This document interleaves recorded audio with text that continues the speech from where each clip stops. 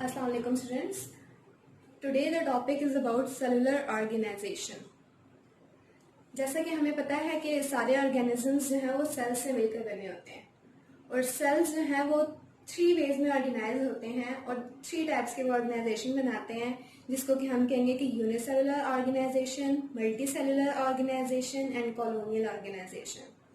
और इन ऑर्गेनाइजेशंस के थ्रू हमारे पास जो ऑर्गेनिजम्स बनते हैं उसको हम कह देंगे कि यूनिसेलुलर ऑर्गेनिजम्स हैं, कॉलोनियल ऑर्गेनिजम्स हैं और मल्टी सेलुलर ऑर्गेनिजम्स हैं। तो अब हम इन सब ऑर्गेनिजम्स को वन बाय वन डिस्कस कर लेते हैं। फर्स्ट जो हमारे पास ऑर्गेनिजम्स हैं वो है यूनिसेलुलर ऑर्गेनिजम्स। यूनिसेलुलर ऑर्गेनिजम्स में जो सिंगल सेल होता है वो पूरे ऑर्गेनिज्म की बॉडी को कॉन्स्टिट्यूट करता है, यानी कि in unicellular organisms only single cell form the body of an organism। यानी कि ऐसे ऑर्गेनिज्म जो कि सिर्फ और सिर्फ सिंगल सेल पे कंसिस्ट होते हैं उनको हम कह देंगे कि यूनिसेलुलर ऑर्गेनिजम्स हैं। जैसा कि हम एग्जांपल ले लेते हैं अमीबा, पैरामीशियम, यूग्लिना, ये किस में आ जाएंगे? हमारे पास यूनिसेलुलर ऑर्गेनिजम्स में आ जाएंगे। यहाँ पे मैंने आपको अमीबा की एग्जाम्पल जो है वो बताई है, इसकी डायग्राम ड्रॉ की है और हम देखेंगे कि किस तरह एक सिंगल सेल में जो है वो सारे फंक्शंस जो है परफॉर्म हो रहे हैं। तो ये मैंने एक अमीबा की डायग्राम बनाई है। अमीबा जो है वो सिंगल सेल ऑर्गेनिज्म है जो कि बेसिकली हमारे पास पॉन्ड्स, रिवर्स में जो है पाया जाता है। ये क्या करता है, इसकी बॉडी जो है वो 3 मेन पार्ट्स पे कॉन्स्टिट्यूट होती है: न्यूक्लियस, सेल मेम्ब्रेन, थर्ड हमारे पास है साइटोप्लाज्म।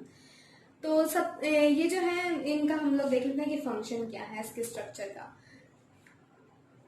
यहाँ पे आप लोग देख रहे हैं कि स्यूडोपोडिया, मैंने जो है आपको फिंगर लाइक प्रोजेक्शन है जिसको मैंने स्यूडोपोडिया जो है वो लेबल किया हुआ है। ये स्यूडोपोडिया कहते हैं, बेसिकली इस अमीबा के मूवमेंट में हेल्प करते हैं हमारे पास, और इसकी शेप जो है वो चेंज होती रहती है, सेम नहीं रहती इस स्यूडोपोडिया की वजह से। और इसके जो अंदर का पोर्शन है इसको हम कह देंगे कि ये क्या है, साइटोप्लाज्म है। और जो आउटर मेम्ब्रेन या लेयर है इसको हम कह देंगे कि ये सेल मेम्ब्रेन है। अब हमारे पास इस साइटोप्लाज्म के अंदर न्यूक्लियस प्रेजेंट है। न्यूक्लियस के अलावा आप लोग देखें कि कॉन्ट्रैक्टाइल वैक्यूल और यहाँ पे फूड वैक्यूल लेबल किया हुआ है। अब होता क्या है कि कोई भी फूड जो पार्टिकल है वो स्यूडोपोडिया के थ्रू जो है वो इनगल्फ कर लेता है ये अमीबा। जब इनगल्फ कर लेता है तो यहाँ पे जब फूड वैक्यूल जो मैंने लेबल किया हुआ है, यहाँ पे क्या होती है, इस इनगल्फ फूड पार्टिकल जो होता है उसकी डाइजेशन हो जाती है। फूड वैक्यूल डाइजेस्टेड फूड, इसके अंदर क्या है, containing digested food.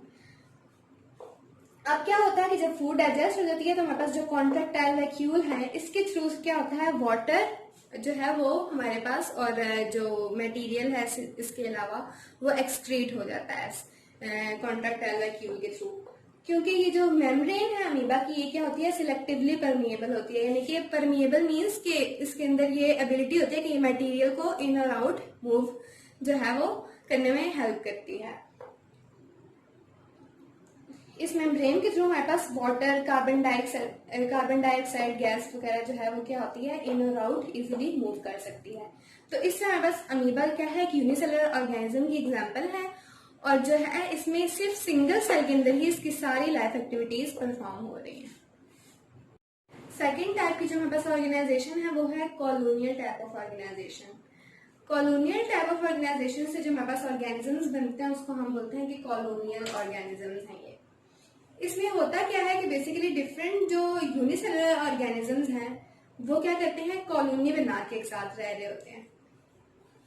In this organization, many unicellular organisms live together and form a colony, but do not have any division of labor। यानी कि बहुत ज्यादा यूनिसेलुलर ऑर्गेनिजम्स जो हैं वो क्या करते हैं कि एक साथ रहते हैं, कॉलोनी बनाकर रहते हैं, लेकिन वो एक दूसरे पर डिपेंड नहीं कर रहे होते वो यूनिसेलुलर ऑर्गेनिजम्स। इसका मतलब क्या है कि इस पूरी कॉलोनी में जो हर एक सिंगल सेल है वो अपना अपना फंक्शन खुद परफॉर्म कर रहा है, अपने सारे फंक्शन जो है वो खुद परफॉर्म कर रहा है। अपने फंक्शंस के लिए वो किसी दूसरे सेल पे डिपेंड नहीं कर रहा। तो वो कॉलोनी में रहे हैं, एक साथ रह रहे हैं, लेकिन फंक्शंस क्या कर रहे हैं, वो सेल्स अपने अपने खुद परफॉर्म कर रहे हैं सारे। इसकी एग्जांपल हम लोग लेते हैं कि वॉलवॉक्स, ये क्या है, एक कॉलोनियल हमारे पास ऑर्गेनिज्म है जो कि वाटर में ही पाया जाता है। इसमें आप क्या होता है कि हंड्रेड्स ऑफ सेल्स जो है वो मिलके एक कॉलोनी बना लेते हैं, यानी कि एक साथ रह रहे होते हैं। लेकिन क्या होता है कि हर सिंगल सेल जो है वो अपना अपना फंक्शन खुद परफॉर्म कर रहा होता है।